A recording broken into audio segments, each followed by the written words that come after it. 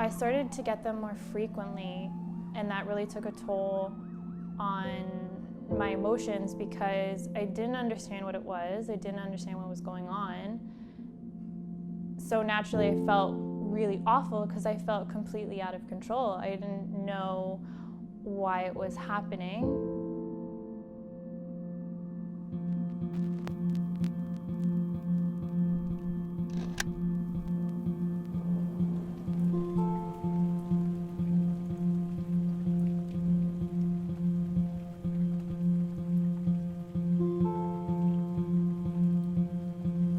My name is Liz, and I'm a graduate student at Ryerson, and I'm doing a Master's of Digital Media.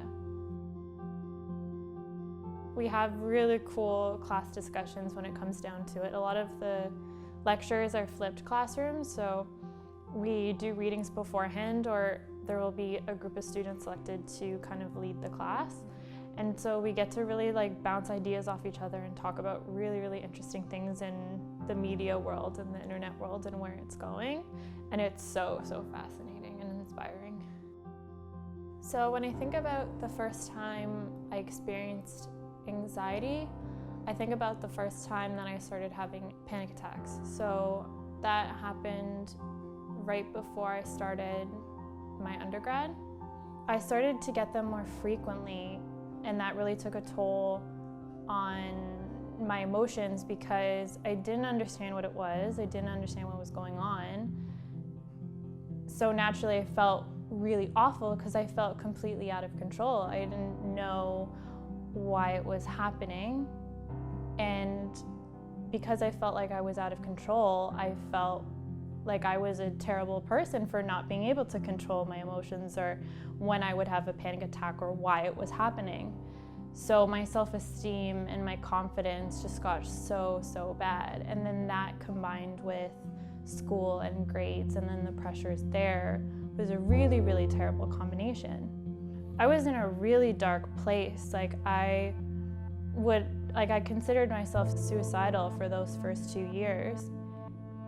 I just wanted it to stop. And so one night I was having a panic attack in my house.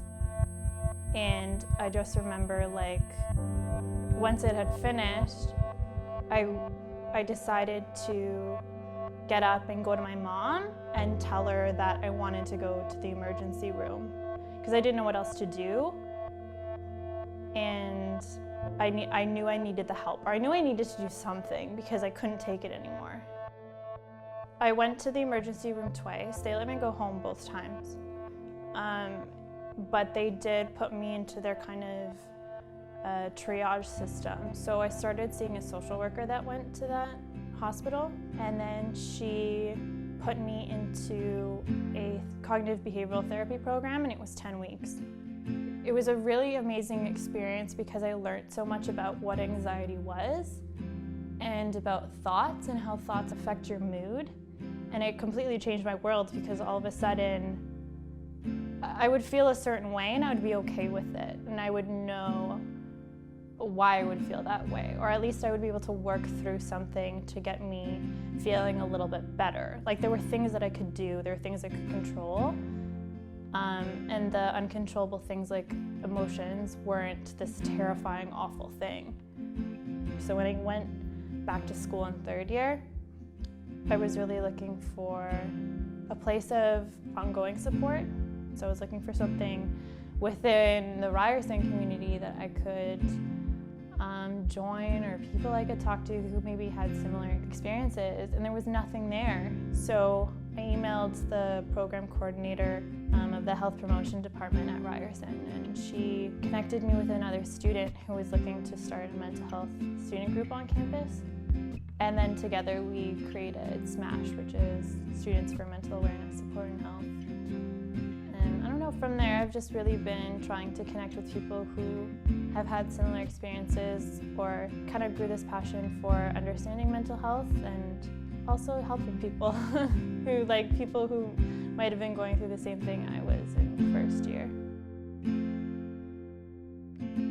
Of going from a place of no confidence and no self-esteem, at least now I have a better understanding of who I am, and I try to be a lot more accepting of who I am as a person, and making sure to always take time to care for myself in whatever way that is or however that means.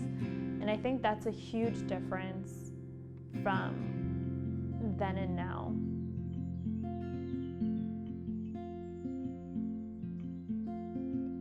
If I could meet myself in first year when I was experiencing all of this, I think I would really just give myself a big hug and say that everything is going to be okay, even if you don't know how or you can't see an end to it, it is going to be okay.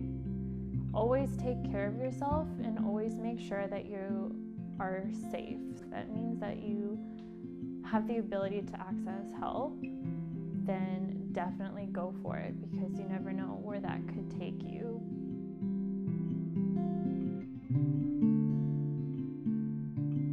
Always just make sure that you're taking care of yourself and practicing self-love and acceptance in any way that you possibly can.